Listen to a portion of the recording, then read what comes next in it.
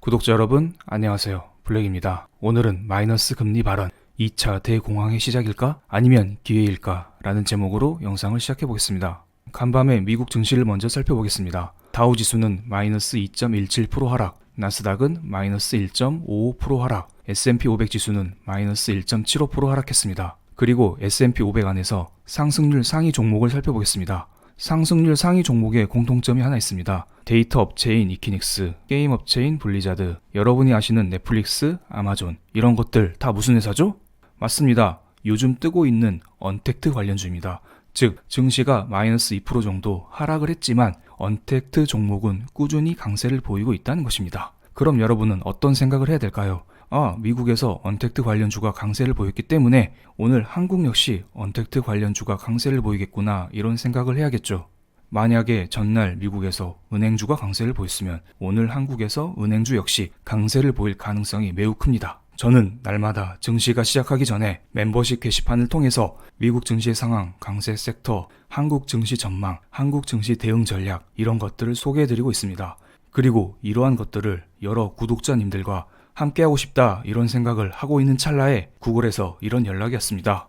유튜브 프리미엄 회원에 한해서 2020년 5월 31일까지 한 달 동안 사용할 수 있는 무료 멤버십 혜택을 받을 수 있다고 합니다. 단 실버 라벨만 체험이 가능합니다. 실버 라벨에서는 장 시작 전, 장 마감 이후에 세계 증시 현황을 정리해드리고 골드 라벨에서는 재테크 스터디 영상과 함께 게시판을 통해서 실시간 시황 진단을 드리고 있습니다. 그리고 마지막 블랙 라벨에서는 저의 개별적인 매매 종목, 최근 추천 이후 100% 가까이 급등했던 투자 자산 한꺼번에 다 드리고 있습니다. 어쨌든 유튜브 프리미엄 회원님들에 한해서 무료로 실버 라벨 멤버십을 즐길 수 있는 절호의 찬스이니 부담 없이 이용해 보시기 바랍니다. 영상 본격적으로 시작해 보겠습니다. 최근 미국에서는 마이너스 금리가 이슈입니다. 지금 기준금리가 0에서 0.25%인데요. 이것을 독일이나 일본처럼 마이너스 금리로 내리라는 말입니다. 이에 대해서 에반스 시카고 연은 총재는 마이너스 기준금리 채택 예상 안에 이런 식으로 선을 딱 그었습니다. 그리고 애틀란타 연은 총재 역시 마이너스 금리 효과는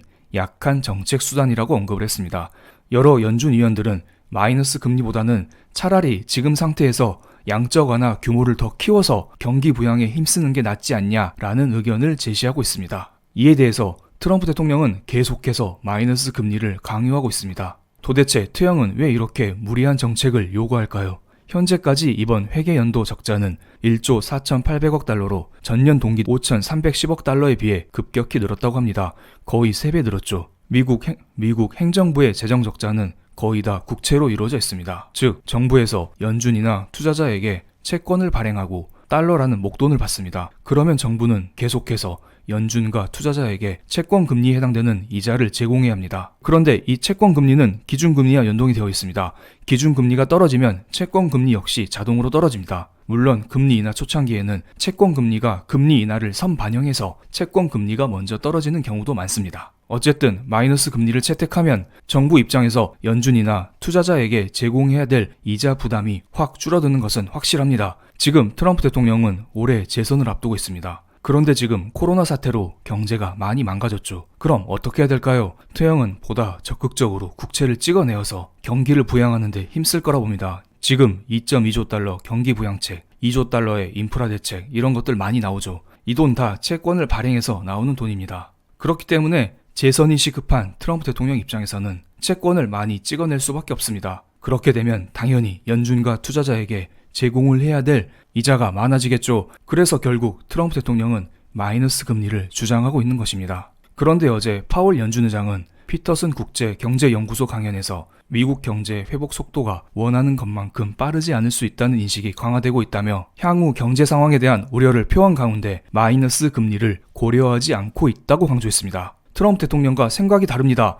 이거 많이 본 그림 아닌가요? 2019년도 파월 연준 의장은 금리를 3번이나 내렸습니다. 하지만 그때마다 트럼프 대통령은 계속해서 내리라고 말을 했고 파월 연준 의장은 이제 그만 내리겠다. 이번이 마지막이다. 이런 식으로 반응을 했던 적이 있습니다. 그럴 때마다 주가와 달러가 어떤 식으로 반응했나요? 우리는 그럴 때마다 달러는 상승했고 주가는 하락했던 기억이 있습니다. 왜냐고요? 금리란 것은 돈의 가치입니다. 파월 연준 의장이 돈의 가치를 더 이상 내리지 않겠다라고 하니 달러의 가치가 올라가는 것이고, 돈의 가치가 내려가지 않으면 그만큼 시중의 돈이 덜 풀리기 때문에 유동성 공급 속도 완화를 우려해서 주식은 하락했던 것입니다. 이번에도 마찬가지입니다. 지금 보고 계신 차트는 달러 인덱스 분봉 차트입니다. 파월 연준 강연 직후 당시 99 부근에서 움직이고 있던 달러는 100 이상으로 급격하게 상승했습니다. 일봉 차트로 볼까요? 달러 인덱스가 좀처럼 하락하고 있지 않습니다. 지금 달러 인덱스는 고점을 조금씩 낮춰오고 있는데요. 아직 전고점은 돌파하지 않았기 때문에 지금 파월 연준 의장의 발언으로 인해서 세계 대공황이 온다? 이런 것은 아닐 거라 봅니다. 다만 2019년도 나스닥 지수가 파월 연준 의장의 발언으로 인해서 며칠에 걸쳐서 마이너스 7%, 마이너스 10% 이렇게 빠진 적은 있었습니다. 그렇기 때문에 우리는 이 정도 가능성은 충분히 열어두고 대응을 해야 될 거라 봅니다. 다음은 사람들이 많이 보는 채권 금리에 대해서 살펴보겠습니다. 이것은 2년 만기 채권 금리인데요. 채권 금리와 채권 가격은 반대로 보시면 됩니다. 2년 만기 채권, 즉 만기가 짧은 채권은 사람들의 금리 인하 기대감을 적극적으로 반영하고 있습니다. 무슨 말이냐면 3월 달에 연준에서 0%까지 금리를 내릴 것 같아, 이런 기대감이 시장에 팽배하자 2년 만기 채권 금리는 미리 선반영되어서 1.4%에서 0.2%까지 다이렉트로 쭉 내렸습니다. 그리고 나서 최근에 마이너스 금리 이야기가 좀 나왔죠. 그러자 2년 만기 채권 금리 역시 0.1%까지 쭉 하락했던 거 보이시죠? 그리고 방금 말씀드렸듯이 파월 연준 의장이 마이너스 금리에 대해서 선을 딱 그었었는데요. 이것에 대해서 시장은 어떻게 반응을 하고 있을까요? 2년 만기 채권 금리는 좀처럼 올라오고 있지 않습니다. 즉, 사람들은 아직도 마이너스 금리에 대해서 베팅을 하고 있다는 것입니다. 마이너스 금리 가능성을 알아보기 위해서는 여러분은 앞으로 2년 만기 채권 금리를 계속해서 살펴보시면 됩니다. 다음은 10년 만기 국채 금리를 보겠습니다. 제가 10년 만기 국채 금리를 보는 이유는 딱 하나입니다. 과거처럼 달러 발작이 일어나냐 안 일어나냐 이것을 체크하기 위해서입니다. 여러분, 최악의 3월달을 기억하시나요?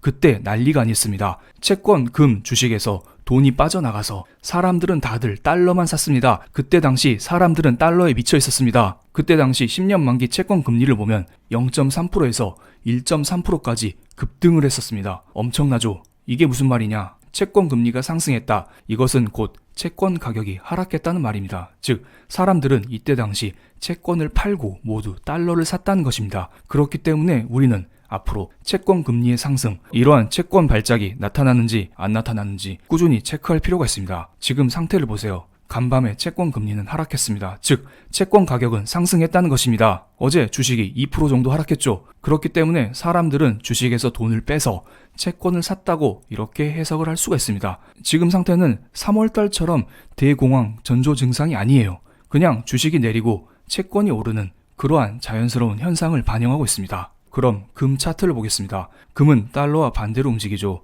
간밤에 파월 연준 의장의 마이너스 금리 선긋기 발언 이후 달러가 상승했습니다. 금의 분봉 차트를 보면 금 가격은 파월 연준 의장의 발언 이후 달러와 반대로 하락을 했습니다. 하지만 이내 곧 금은 상승하면서 결국 금은 상승 마감했습니다. 저는 이것을 그냥 단순히 안전자산에 대한 선호 현상으로 보고 있습니다. 위험자산인 주식이 하락했기 때문에 지금 금, 달러, 채권 같은 안전자산이 상승하고 있는 것입니다. 아직까지만 보면 제2차 대공황의 조짐은 전혀 보이지 않고 있습니다. 물론 이것은 저의 개인적인 생각이기 때문에 참고로만 봐주시기 바랍니다. 그럼 여기에서 다우 지수를 한번 보겠습니다. 다우 지수 차트는 좋지 않아요. 지금 미국 증시는 오로지 나스닥 기술주만 오르고 있습니다. 보잉 같은 올드한 섹터가 들어있는 다우존스는 매우 약하죠.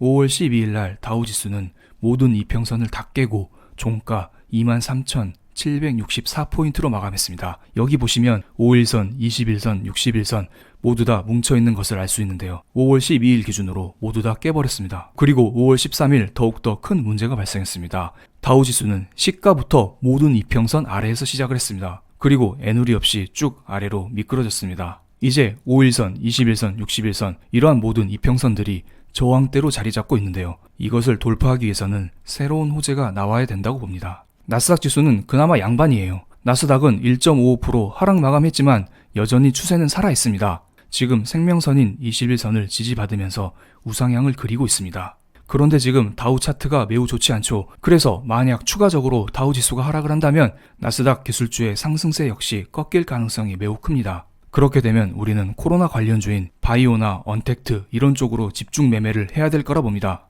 그래서 최근 한국에서도 언택트 관련주가 강세를 보이고 있습니다.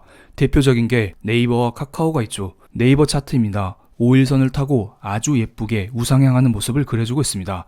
그리고 이것은 카카오 차트인데요. 카카오 차트 역시 네이버와 비슷하게 움직이고 있습니다. 그럼 여러분은 어떤 판단을 해야 될까요? 네이버와 카카오를 추격으로 들어가야 될까요?